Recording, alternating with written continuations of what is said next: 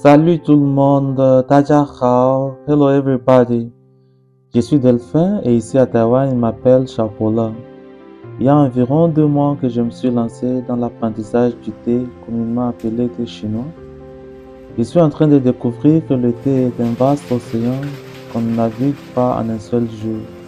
Il est à découvrir petit à petit au fil des années. Dans mes prochaines vidéos, je vous ferai part de mes découvertes et fascinations. Si vous aimez, n'hésitez pas de vous abonner, d'aimer et de partager. Merci beaucoup.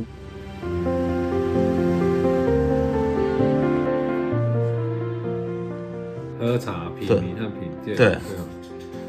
其实我个人会觉得，其实喝茶一般就是可能就没有限制，就其实我随便泡，比如说我泡个茶包，就只要是喝茶，就是那喝茶其实有时候不太在意太多的味道，就觉得可以喝好喝就好。好，哎，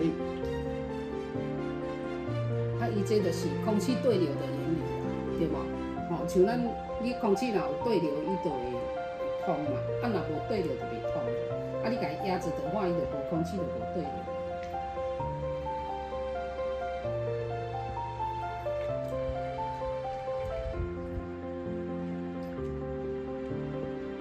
会讲到品茗的话，一般茶艺师会比较喜欢用这一部分，因为品茗它就是把茶泡的好喝，我们去喝茶，把这一泡茶泡到最完美，让它是最好喝。我怎么去呈现？挑什么水？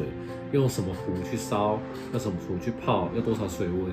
所以我们品茗最重要是让这一泡茶呈现最棒的状态。对，那我会觉得这叫品茗。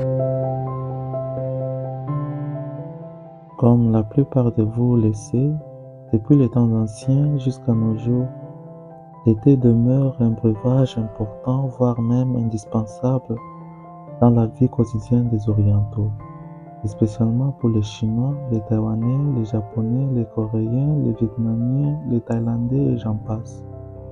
Cependant, la façon de faire, d'infuser et boire du thé diffère d'une époque à l'autre et selon les besoins de tout un chacun et le goût de tout un chacun.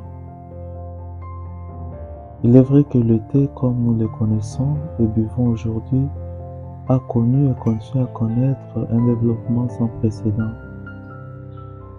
À sa découverte, il est utilisé d'abord comme remède. Les feuilles du thé étaient bouillies puis battues et brassées. Ensuite, le thé est considéré comme un breuvage à part entière. C'est vers le 2e siècle de notre ère que le thé commence à devenir un breuvage, toutefois seulement réservé à l'empereur et à la classe haute. C'est seulement vers le 7e siècle que le thé commence à être consommé par des communs des mortels et offert à ses hôtes comme signe d'hospitalité et d'accueil.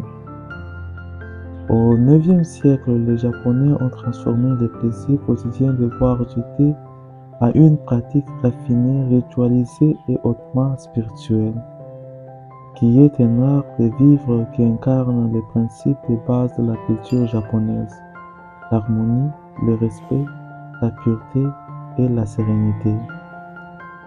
De nos jours, le thé est consommé sous des formes variées.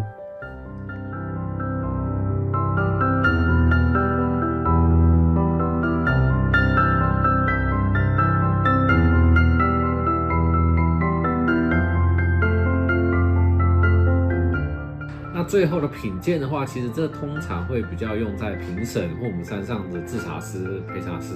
那品鉴的话，我们一律就是把茶叶所有的味道泡出来。那我们在冲的时候，我们温度全部都是100度，因为我们要把茶叶的味道全部冲出来，不管好的和坏的。我们要知道现在这一泡茶里面好的味道在哪里，不好的味道在哪里。那我们要怎么去烘焙它、修改它，或者说制茶师在之后的制茶要怎么去改变制茶的方法？那这个叫做品鉴。